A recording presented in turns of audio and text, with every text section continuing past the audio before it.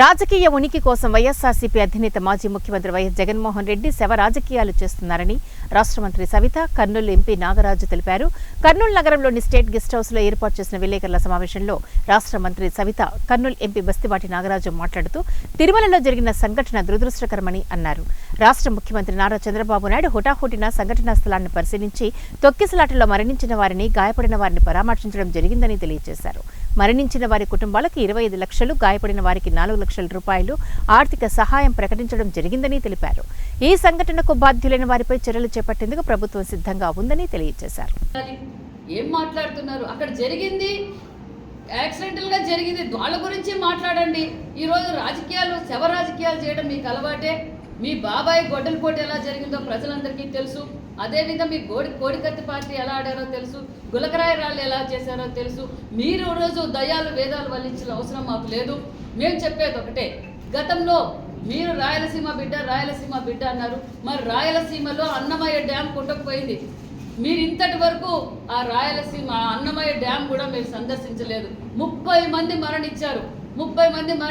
5 గ్రామాలు కూడా మునిగిపోయాన్న విషయం కూడా తెలుసు.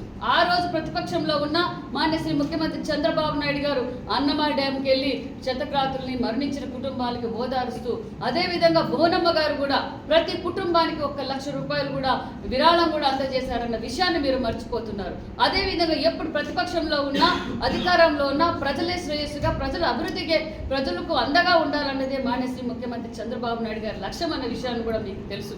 మరి మొన్నటి రోజు వరదలు వచ్చాయి విజయవాడకు. వరదలు వచ్చినప్పుడు మాన్య శ్రీ ముఖ్యమంత్రి చంద్రబాబు నాయుడు గారు కలెక్టరేట్లోనే ఉండి ప్రజలందరినీ కాపాడన్న విషయం రాష్ట్ర ప్రజలందరికీ తెలుసు. మీ రాజకీయ ఉనికిడి కోసం, మీ పార్టీ ఉంది అని చాటుకోవడానికి కోసం ఇలా శవ రాజకీయాలు చేయాల్సిన అవసరం లేదు.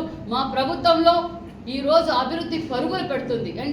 ఎన్డీఏ కూటమిలో మాన్య శ్రీ ప్రధానమంత్రి గారి ఆశీర్వాదంతో, సహకారంతో ఒక పక్క అమరావతి పనులు మొదలైనాయి, ఒక పక్క పోలవరం మొదలైనాయి, పల్లెబాట మొదలైంది, పొలం పిలిచి మొదలైంది. రాష్ట్రంలో భారతదేశంలో ఏ రాష్ట్రంలో కూడా ఇవ్వనంత విధంగా 4000 పెన్షన్ ఇస్తున్న ప్రభుత్వం ఎన్డీఏ ప్రభుత్వం అనే విషయాన్ని మీకు గుర్తు చేస్తున్నాం. అదేవిధంగా దీపం పథకం కింద సిలిండర్లు ఇచ్చాం. మెగా డిఎస్ఏ, తొలి మెగా డిఎస్ఏ అని చెప్పాం. తొలి మెగా డిఎస్ఏతో సంతకం పెట్టిన ఘనత మాన్య శ్రీ ముఖ్యమంత్రి చంద్రబాబు నాయుడు గారు. ఒక పక్క సంక్షేమం, ఒక పక్క పరిశ్రమలు, ఒక పక్క సంపద సృష్టించగల నాయకుడు మాన్య శ్రీ ముఖ్యమంత్రి చంద్రబాబు నాయుడు గారు అన్న విషయాన్ని రాష్ట్ర ప్రజలందరూ గ్రహించే ఈరోజు సంపూర్ణమైన మెజార్టీ మాకు ఇచ్చారన్న విషయం మీరు మర్చిపోయి, మీకు ఆ 11 సీట్లకే పరితం చేశారంటే ప్రజలు మీ పరిపాలన మీద ఎంత విరక్తి పుట్టారో ప్రజలందరూ. అన్ని చర్యలు తీసుకుంది. అక్కడ గవర్నమెంట్ ఏమేమి కార్యక్రమాలు చేయాలో అందరినీ, అధికారాన్ని, అన్ని యంత్రాంగాల్ని సిద్ధం చేసింది.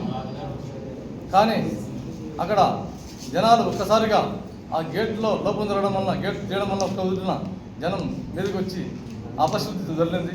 దీనికి అందరం చాలా చింతిస్తున్నాం, చాలా బాధాకరం. దీని మీద ఎవరైనా తప్పిదాలు చేసితే కూడా వారి మీద చర్యలు తీసుకోవడం జరిగింది. ముఖ్యమంత్రి వర్యులు అయితేనేమి, ఉప ముఖ్యమంత్రి వర్యులు అయితేనేమి స్వయంగా అక్కడికి వచ్చేసి, మరియు మంత్రివర్యుల బృందం అయితే